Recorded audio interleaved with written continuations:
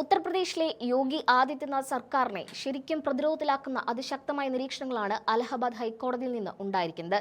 സംഭാൽ മസ്ജിദ് നമസ് case രാജ്യമൊട്ടുക്കും ചർച്ചയായ സംഭവമാണ്.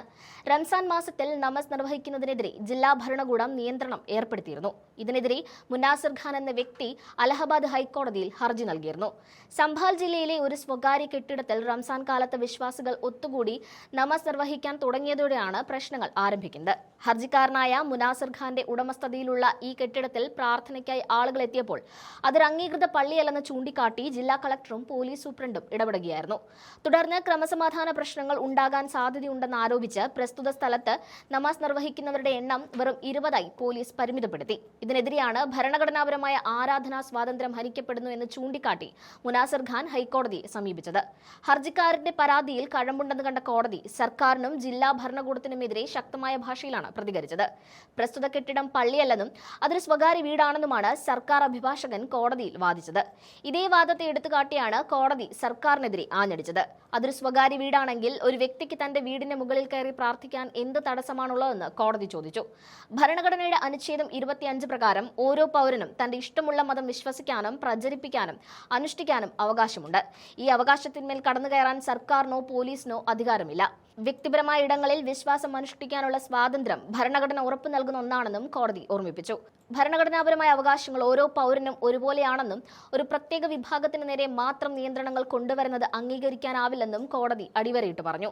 ഹിന്ദുമത വിശ്വാസികളുടെ ആരാധനാ രീതികളുമായി താരതമ്യം ചെയ്തുകൊണ്ടാണ് കോടതി ഇത്തരമൊരു നിരീക്ഷണം നടത്തിയിരിക്കുന്നത്. മഹാകുംഭമേളയിൽ ലക്ഷക്കണക്കിന് ആളുകൾ കൂടുമ്പോൾ അവിടെ ഇത്തരത്തിലുള്ള കർശനമായ നിയന്ത്രണങ്ങൾ ഏർപ്പെടുത്താറുണ്ടോ എന്ന് കോടതി ചോദിച്ചു. ഒരു ഹിന്ദുവിന് സ്വന്തം വീട്ടിൽ പൂജ ചെയ്യാം എന്നതുപോലെ തന്നെ ഒരു മുസ്ലിമിന് സ്വന്തം വീട്ടിൽ നമസ് നിർവഹിക്കാനും അവകാശമുണ്ട്. നിയമം എല്ലാവർക്കും ഒരുപോലെ ബാധകമായിരിക്കണം.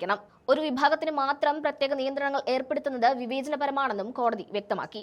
ക്രമസമാധാനം പാലിക്കാൻ കഴിയാത്ത ഉദ്യോഗസ്ഥർ ഒന്നുകിൽ ആ സ്ഥാനത്ത് നിന്ന് മാറി നിൽക്കണം, അല്ലെങ്കിൽ രാജിവെച്ച് പോകണമെന്നുവരെ കോടതി വളരെ രൂക്ഷമായ ഭാഷയിൽ പ്രതികരിച്ചു.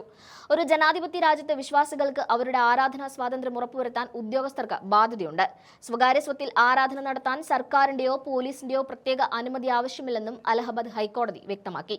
ഹർജിക്കാരൻ നൽകിയ രേഖകളിൽ ചില പൊരുത്തക്കേടുകൾ ഉള്ളതായും കോടതി കണ്ടെത്തിയിട്ടുണ്ട്. ആരാധന നടത്തുന്ന സ്ഥലം പള്ളിയാണെന്ന് തെളിയിക്കുന്ന വ്യക്തമായ ഫോട്ടോകൾക്ക് പകരം പത്രവാർത്തകളുടെ കട്ടിങ്ങുകളാണ് ഹാജരാക്കിയത്. അത് പള്ളിയല്ലെന്നും ഒരുപക്ഷെ ഒരു സാധാരണ മുറി മാത്രമാണെന്നും കോടതി നിരീക്ഷിച്ചു. കോടതിയിൽ തെറ്റായ വിവരങ്ങൾ നൽകിയാൽ വലിയ പിഴയോടെ ഹർജി തള്ളുമെന്ന് ഹർജിക്കാരന് കോടതി മുന്നറിയിപ്പ് നൽകി.